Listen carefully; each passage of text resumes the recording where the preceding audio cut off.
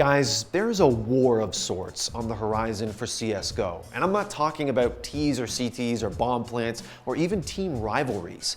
I'm talking about CSGO eSports' inexorable crawl towards global circuits and franchise leagues. In 2020, we have multiple major leagues competing against each other, two of which seem to be going directly head-to-head in a war for eyeballs, for team participation, and at the end of the day, for their very survival. And this weekend, the opening shots in that war were fired.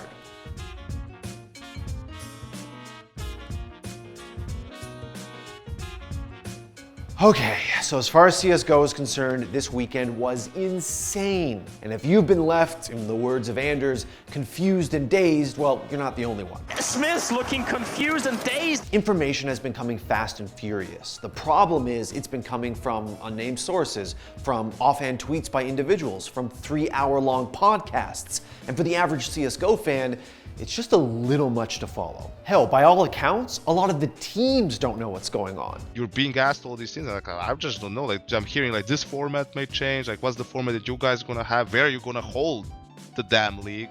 Like where is it gonna take place? Like you hear all these things, but you do not know for sure. So that was FaZe Clan coach Janko Paunovic on the HLTV Confirmed podcast. So let's take a deep breath and go over everything we think we know so far. It seems like in 2020, we're gonna have 3 different TOs that operate 3 different leagues or circuits that will be in some way in competition with each other for team participation, for eyeballs, your eyeballs, and therefore for success and for survival. So who are they? Well, first there's Blast Premier.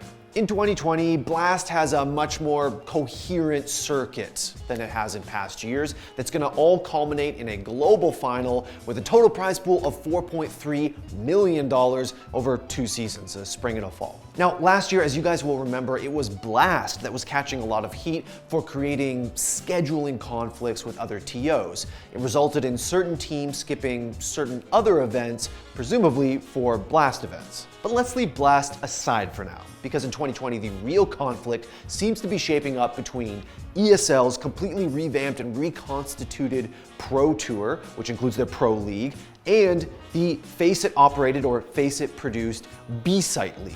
Both leagues are reportedly slated to start their spring season in March, overlapping with one another, meaning they'll be in direct competition.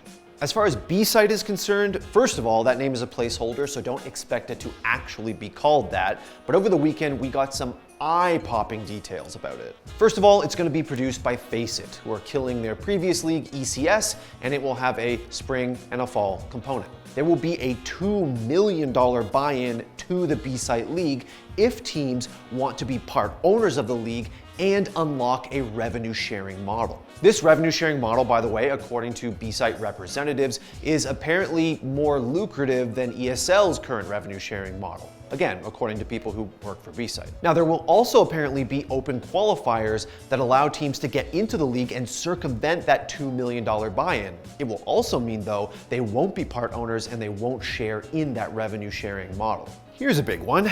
Dan Fiden, president of Cloud9, said that teams participating in the B-Site League could be fined $100,000 per month if they fall out of the top 20 teams in the world. Now, whether that's the HLTV top 20 or another third-party top 20 ranking, we don't know yet. He made those comments during an interview with esports journalist Richard Lewis and Duncan Thorin Shields. The league can fine the teams, if they fall out of the top 20 worldwide, $100,000 a month. This proclamation is interesting, to say the least, especially given that it was Fiden who, in a previous interview with DK, talked about how much money Cloud9 and other teams lose on CSGO. The idea behind it, obviously, is to make sure that the league stays competitive despite being franchised. Whether that's an incentive for performance or just for not wanting to be in the league, well, remains to be seen. As for why Fiden is talking about all of this, well, he and his org are in some way a founder or a leading participant in B-Site. Exactly how, I'm not sure yet. It would probably be a good time to mention that I'm in talks to try to interview Fiden for this show because I got a lot of questions about B-Site and his involvement in it. He also said, it's worth noting, that a lot of the teams that will be involved in B-Site will have US-based ownership. Finally, ESPN's Jacob Wolf reported over the weekend that there will be 6 initial franchisees in the B-Side League. They are Cloud9, Gen G, Dignitas, MIBR, Mad Lions, and Crazy. Now, if this initial list of teams is somewhat underwhelming to you, that's understandable. According to Thorne, who is involved on the production side, and to Fiden, the idea here is that their model, their revenue sharing system at B-Site will be so attractive and lucrative that there will be a pull of top tier players or top tier teams from ESL to B-Site eventually. As of this recording, we have no more confirmed details than those and the talent lineup. No location, no schedule, sparse details on the format, and no teams officially confirmed, again, as of this recording. Now, while some of this news about B-Site was breaking, not to be outdone, ESL dropped their own bomb. Pro League Season 11 will have 24 teams, pared down from 48. It's all on LAN, the finals are going to culminate in an arena, and the grand finals will be a good old best of 5. Now, you will notice some pretty serious heavy hitters on this list. Astralis, FaZe Clan, 100 Thieves, Team Liquid. Compare this to the prospective list of franchisees in B-Site, and it looks a little lopsided. Except that according to DK, again writing for Double Tap and citing unnamed sources, most of those teams haven't signed on yet. They were just invited. Another very controversial part of this announcement was the revelation that teams from last season that didn't make it into this 24, teams like Big Clan or Windigo or E United, are just apparently shit out of luck and will have to participate in the Mountain Dew League. Now, on Monday, Martin-Schultz, the Senior Vice President of Product at ESL, apologized on behalf of ESL for how the communication of this issue was handled. Now, it's really important to note that at this point, none of the TOs, the tournaments, or the circuits that we've talked about, Blast, B-Site, ESL, are allowed to have explicit exclusivity.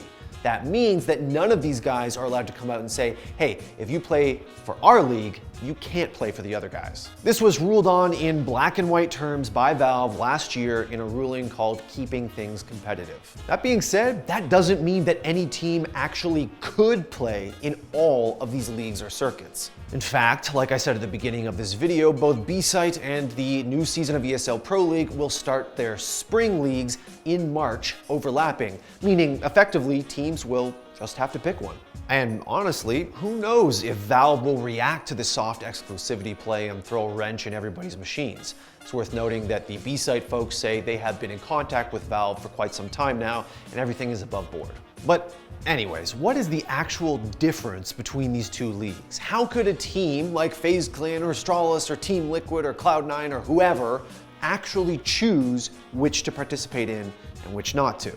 Well, unfortunately, because of the lack of information released about both, it's pretty damn hard to tell.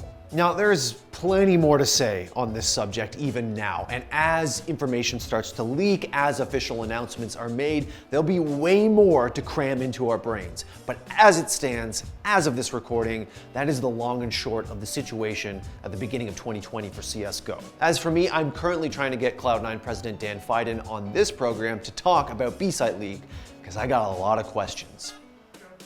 Oh, Picard! Episode 1 of Picard. Yes, of course I watched it. A little late to the game. Honestly, huge Star Trek fan. We need Captain Picard more than ever. We need heroes in this fucking world to look up to who are thoughtful, who approach problems with intelligence and kindness, who open their hands to enemies instead of closing them as fists, who create drama without needing a gun in their hand. Like, we fucking need fucking Jean-Luc motherfucking Picard in 2020, okay? We need this shit.